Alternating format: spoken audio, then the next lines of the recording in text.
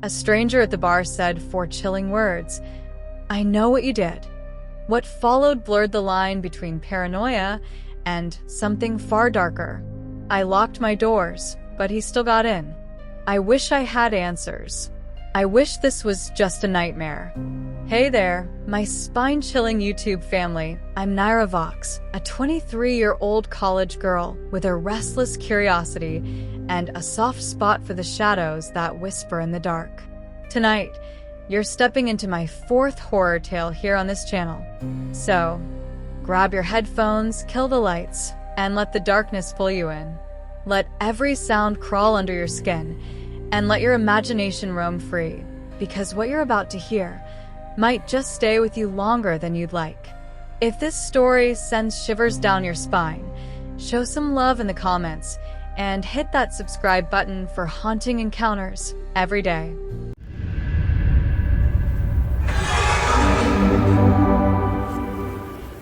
Breakups, they leave a strange emptiness behind, even when your mind knows it was the right thing.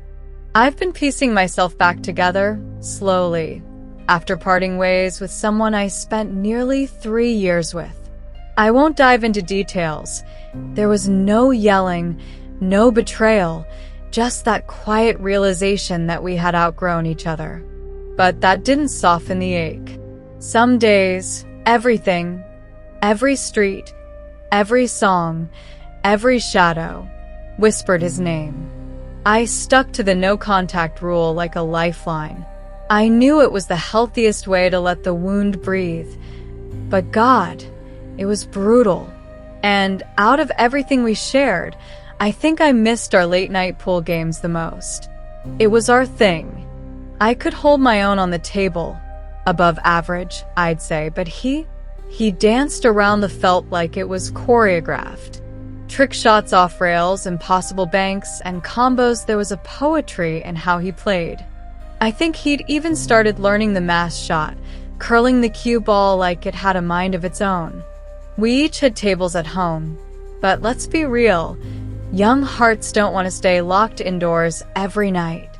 So we'd head out, always to places with pool tables. Never the loud ones. No obnoxious frat bars or hours-long waits surrounded by drunk yelling. We preferred the forgotten spots, older, dimly lit dive bars, where the floor stuck to your shoes and the tables carried decades of wear. Those were our sanctuaries. We'd often be the youngest people there, surrounded by gray-haired strangers and slow blues playing from dusty speakers. But none of that mattered. By that point, the college party scene felt exhausting. We weren't looking to get wasted anymore, just to sing a few balls, talk softly, and feel like time had paused for us. I've always been the quiet type. My ex, though, he could walk into any room and make friends before I even found a seat. His confidence was magnetic, and knowing our way around a pool table didn't hurt either. A few weeks back, I caught myself missing that chapter of my life, a little more than usual. It was just a regular Wednesday. None of my friends were free, and I was tired of curling up in that same corner of my couch, drowning in old thoughts. I kept telling myself this wasn't about nostalgia, that I just needed air, a change of scenery. And honestly, I'm not someone who goes out alone. That night, though, something pushed me, a quiet, aching restlessness. So I grabbed my keys and headed to one of our old haunts. The place hadn't changed. The same flickering neon sign outside. The same dim, amber lights that made the room feel like it was stuck in time. Worn stools. That old jukebox in the corner humming some forgotten tune. It was comforting. And it hurt. Memories rushed in like a cold breeze through a cracked window. For a second, I almost turned around, but I didn't. I made my way to the bar, ordered a couple of drinks, and then slowly drifted toward the pool table. Absent-mindedly, I started chalking a cue, not even sure what I was doing. Playing solo felt strange, too exposed. But before I could think of an excuse to back away, a voice cut through the silence. Low. Calm. Curious. A guy, maybe mid-20s, leaned against the side of the table. He looked like the only other person under 30 in the whole place. With a subtle smirk, he nodded at the cue in my hand. "You up for a game?" he asked. I nodded, giving him a casual smile. "Rack 'em up," I said, trying to keep things light.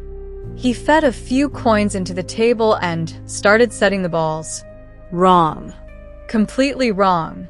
I couldn't help but laugh softly to myself, not loud enough for him to notice. I let it slide. Correcting him felt unnecessary. We played a few rounds and slowly, I started to let my guard down. He wasn't bad. Nowhere near my ex's level, but he held his own. And I wasn't going easy on him either. I sank every shot like muscle memory had taken over. 4 games. 4 wins. We made small talk in between turns, and he even bought me a couple drinks. He was friendly. But as the conversation stretched on, it became obvious he wasn't exactly the sharpest guy in the room. I've always liked men who could match me word for word. Quick wit. Sharp comebacks. Depth. This guy, not so much. But I didn't mind. For the first time in a while, I wasn't overthinking anything. I was just being, and that felt surprisingly good. Then, right after our 4th game, he asked, "Wanna come back to my place?" The words hit harder than they should have. It wasn't shocking, but it threw me. I froze. Just for a second. Then tried to laugh it off, shaking my head. "Maybe if there's a second date," I said, teasing gently. Truthfully, it just didn't feel right. Too fast. Too soon. I wasn't totally against the idea, just not tonight. Not like this. But apparently, I didn't say no the right way. Because something shifted. His smile faded, like someone flipped a switch. His jaw clenched. And then he scowled. The warmth drained from his face, replaced by something sharp. Cold. "You serious?" he snapped. Before I could even react, he grabbed my wrist. Hard. Then mumbled something about the drinks, how he'd spent money on me. And before I could say a word, he yanked my purse from under my arm. I'd never been in a situation like that before. I didn't scream, didn't fight, didn't even speak. I just froze, like prey. Even though we were surrounded by people, I was still trembling, completely rattled by what had just happened. Thank God, a couple of older men at the bar noticed. They stepped in quick and firm. I honestly don't even want to imagine what might have happened if they hadn't. One of them told him, calmly but firmly, "Let her go." He glared at me, not just angry, something else. Something that chilled me straight to the bone. He mumbled something under his breath, too low for me to hear. And then, with a flick of his arm, he tossed my purse back onto the table before storming out of the bar. My heart was hammering in my chest. I thanked the 2 men over and over. Still shaken, still processing. That was it. I was done. I called an Uber and left immediately, trying to hold myself together. I don't remember much of the ride. At some point, I must have closed my eyes, just for a second. The next thing I knew, the driver was gently shaking my shoulder, whispering, "Ma'am, we're here." We were parked across the street from my house. I thanked him quietly, stepped out, and started walking toward my front door. It was cold, still, too quiet. As I fumbled through my purse for my keys, I instinctively reached for my phone. My first time checking it since I'd left the bar. And that's when I saw it. The notification. AirTag found moving with you. My breath caught. My fingers went numb. I almost dropped my phone right there on the sidewalk. I froze, staring, heart pounding louder than before. No. No, no, no. I tore open my purse, hands shaking uncontrollably. Wallet, makeup, Keys. receipts. Then my fingers touched something cold, flat, unfamiliar. I pulled it out, and there it was, an actual Apple AirTag, Just sitting in my bag. A fresh wave of panic crashed over me, 100 times worse than what I'd felt back at the bar.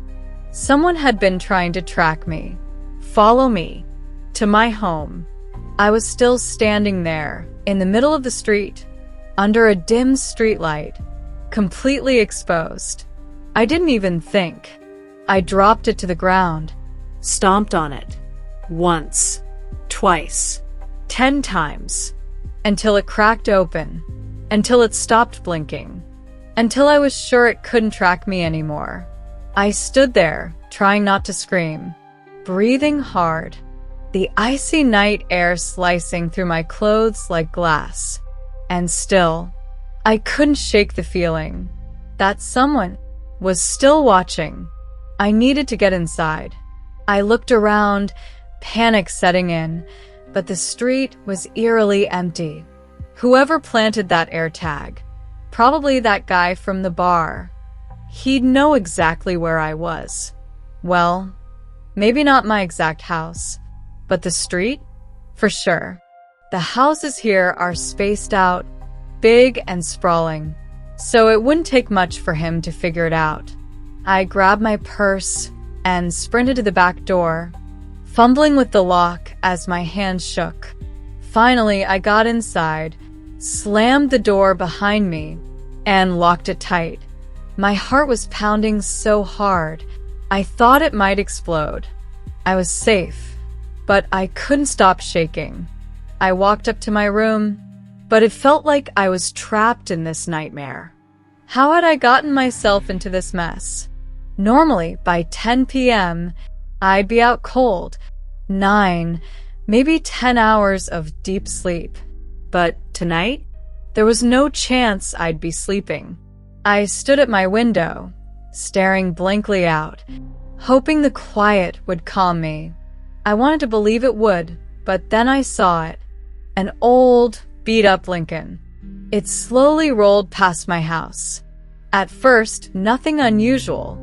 It was late for anyone to be driving through a residential street. But then it came back, in the opposite direction, and it passed even slower, like the driver was looking, scanning, checking. My house.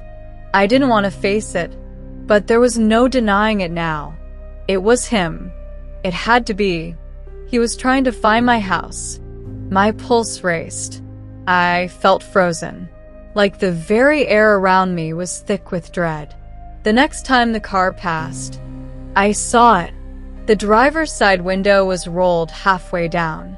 I wanted to call the police, but I couldn't risk it. I couldn't let him know that he was in the right place. I know it didn't make sense, but fear doesn't always follow logic. Then I saw it.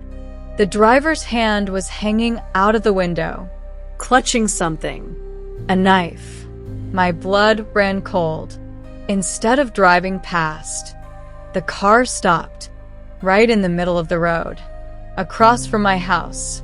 I ducked down, heart hammering, beats faster than I could count. I crouched low, too scared to move, too terrified to even breathe. By the time I looked up, the car was gone. I waited. What must have been an hour passed, but the car never returned. The next morning, I told my parents everything. My dad was furious. He scolded me for not calling the police, but I told him the truth. I was too scared to. He made a call to a buddy of his, a police chief, to ask for advice.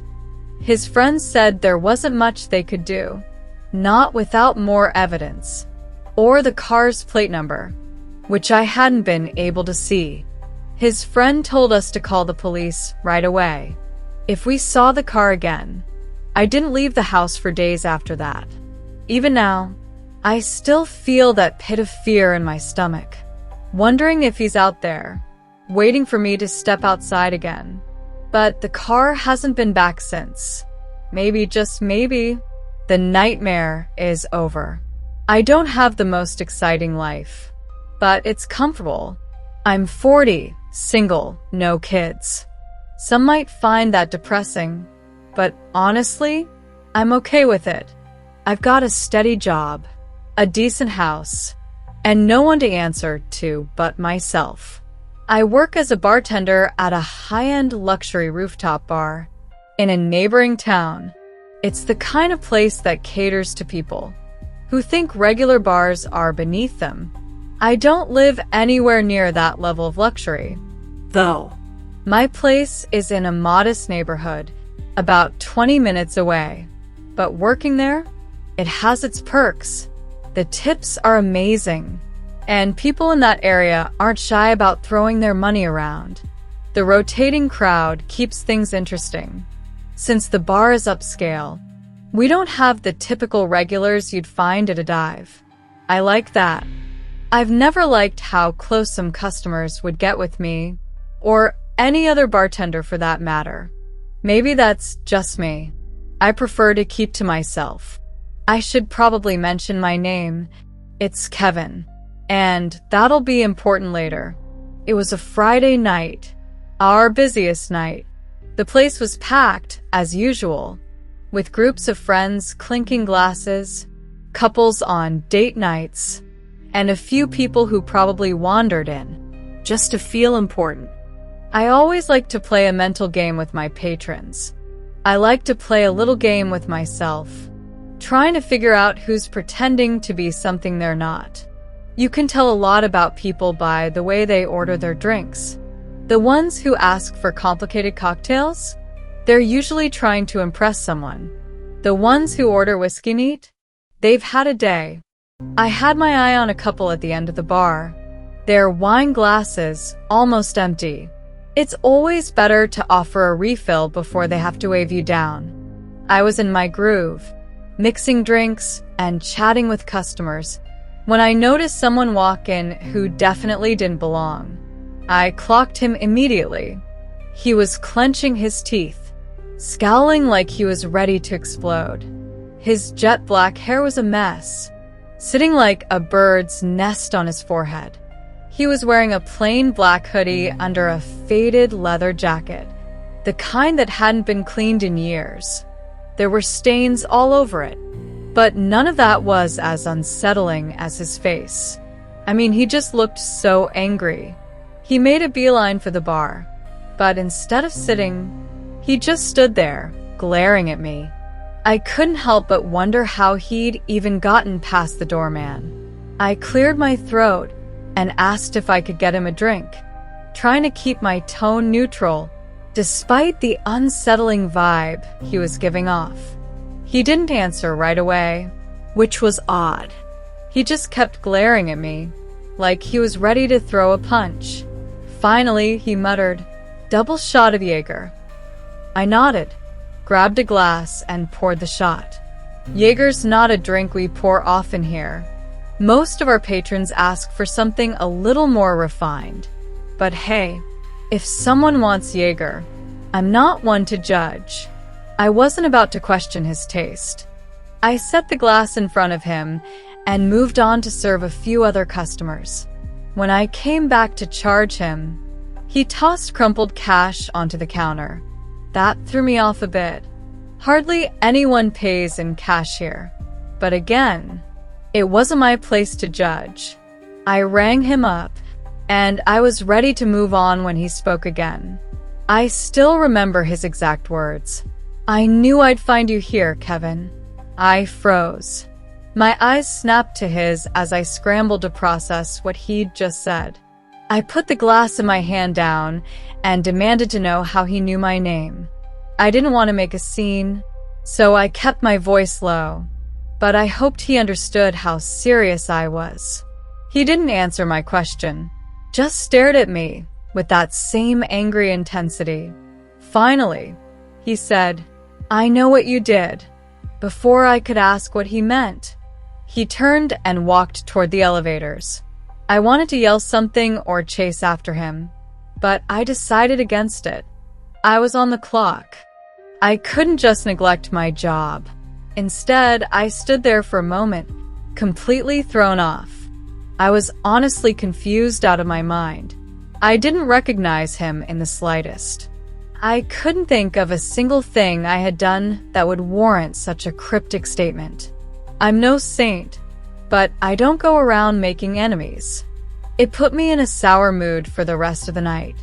When my shift finally ended, I drove home, but I couldn't stop thinking about what had happened earlier.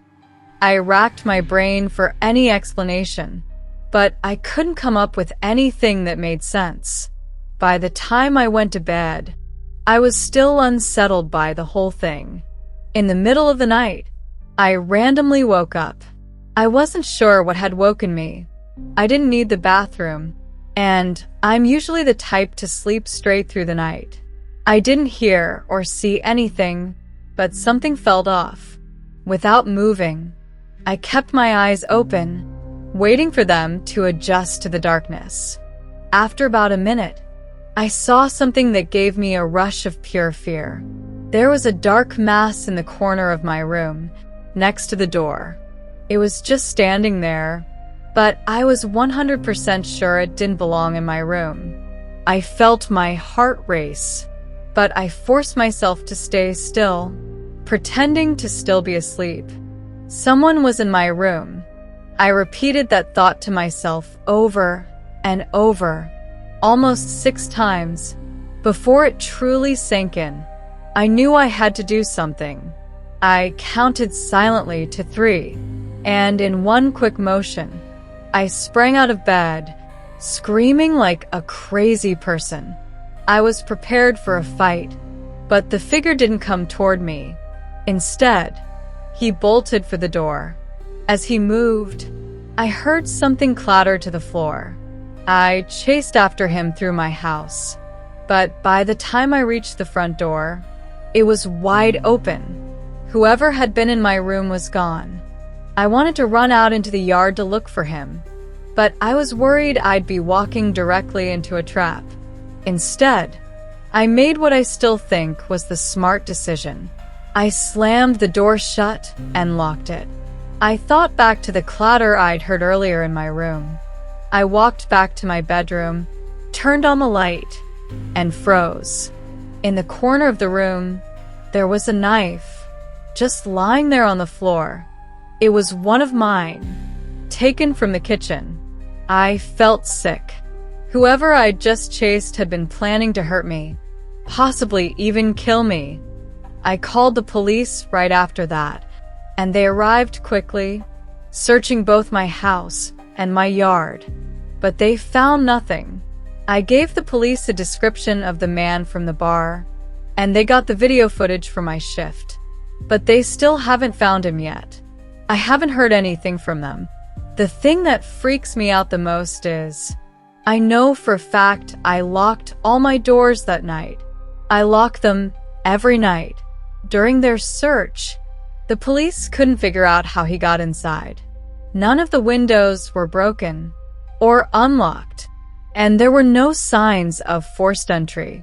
To this day, I still have no idea how he got in. I haven't seen him since, but I would be lying if I said I didn't think about that encounter a lot. Music cue. I work as a bartender at a bar and restaurant just outside Baltimore, and I'll do my best to explain the layout so this all makes sense. It's a busy place with a unique setup. There are no waiters, just bartenders like me and the cooks in the back. If you want food or non-alcoholic drinks, you have to order them at the bar, and when everything's ready, you grab it from the counter. I'm not sure why it's done this way, but I guess it had something to do with management trying to cut costs. Either way, it keeps things fast-paced, which I actually like. For whatever reason, the place is really popular. even though I don't think it's anything too special. The atmosphere is lively most nights, with great music, a buzzing crowd, and a standing area near the DJ booth, where people gather to dance and chat. The constant flow of customers and high-energy vibe makes the job fly by. I love meeting and talking to new people, so the gig is perfect for me. I'd probably lose my mind if I had to wait long periods between serving guests, but that's just how I am. I bet some people are the opposite. That particular night started off like any other. It was a weekend, so things were going to be super busy. I was ready for it. After a certain time, the bar started filling up with people. It looked like more of a younger college crowd that night, which meant more dancing, more spilling, and a rowdier environment in general. Oh yeah, and worse tips, which kind of sucked for me. This one group of kids just kept ordering round after round of tequila shots, faster than I could line up the salt and limes. It's always chaos when they take over the bar. One of them was so plastered. He used the same pickup line on me 3 times. I was running around doing my thing when I noticed an elderly couple walk in and sit down at a booth in the corner of the restaurant. At first glance, there was nothing strange about them. I just thought it was interesting that 2 people their age would want to come into a rowdy place like this. I didn't have too much time to think about it, so I went back to work. Fast forward maybe 30 minutes to an hour, and I was halfway through pouring a line of gin and tonics when I noticed the couple again. My hands kept working, muscle memory taking over, but my brain was stuck on them for some reason. That's when it hit me. They were just sitting there motionlessly. They hadn't ordered anything. No food and definitely not any drinks. I would have remembered. I looked a little closer and realized that they weren't even looking at each other. They were both fixated on the wall next to them. From what I could tell, it didn't look like they were talking either. It was the strangest thing. I was beyond curious, but the bar was slammed, and I had too much to do to spend time wandering about. I figured they might be waiting for someone, or maybe they didn't realize how the place worked. Maybe they were waiting for a waiter to take their order. When I finally had a break, I decided to check on them myself. I walked over to their table, putting on my most polite smile as I approached. Neither of them turned to face me. They were both still staring at the wall like statues. I cleared my throat and asked if they wanted anything to eat or drink. The woman didn't even flinch. She kept staring at the wall, like I hadn't spoken at all. The man turned his head slowly, like he was moving in slow motion. When his face came into view, I felt a chill run through me. His skin was pale and wrinkled, his eyes almost sunken into his face. He didn't speak. He just stared at me and shook his head once, firmly but silently. Something about the way he looked at me made my stomach twist. I muttered something in response and quickly returned to the bar. I had the weirdest feeling in my gut after that. Those people looked like they didn't even belong in this century, let alone in this bar. I didn't look over at that booth for a long time. Eventually, things started to die down a little, and I remembered the couple. I glanced over impulsively and nearly dropped the glass I was holding. Both of them were staring directly at me now. I made direct eye contact with the woman, but she never averted her gaze. I don't think I'd ever been more uncomfortable at my job than I was in that moment. I looked away and pretended to be busy, trying not to freak out completely. By the time I glanced back again, the booth was empty. I was relieved. I was just glad they were gone. As mean as that sounds. By the end of the night, I was still thinking about the whole thing. As I wiped down the bar and closed up with my coworker, Karen, I decided to ask her if she saw anything strange. She's what you would call a vet. She's been working there for years and prides herself on noticing everything and everyone that comes through the doors. When I asked her about the couple, she gave me a confused look. She said she didn't know what I was talking about. I looked at her blankly and told her I was talking about the elderly couple that was sitting in the corner booth. She shook her head and told me she didn't remember seeing anyone like that. Then she jokingly asked me if I was hallucinating, which got a playful laugh out of me. But inside, I was losing it. I knew what I had seen. I asked her if she was sure, and she crossed her arms before listing at least 10 random people who had ordered food that night and what they were wearing. I laughed again and complimented her memory, but like I said before, I was dying on the inside. By the time we locked up, I started doubting myself. As I walked to my car, I noticed something that made me nearly drop my keys in fear. Across the street, there were 2 dark figures standing under a lone streetlight. I knew it was them. I wanted to scream, but the sound wouldn't come. I didn't wait another second. I jumped into my car, locked the doors, and sped out of the lot without a second look. The drive home was awful. I was trying not to break down the whole time. I just kept repeating, "Oh my God," over and over. I had so many questions. Had Karen somehow missed them? Were those people even real? Was I going insane? I couldn't explain it. I thought I was going crazy. I wish this story had a resolved ending, but it doesn't. I never saw those people again. I never got any kind of explanation. I don't think I ever will.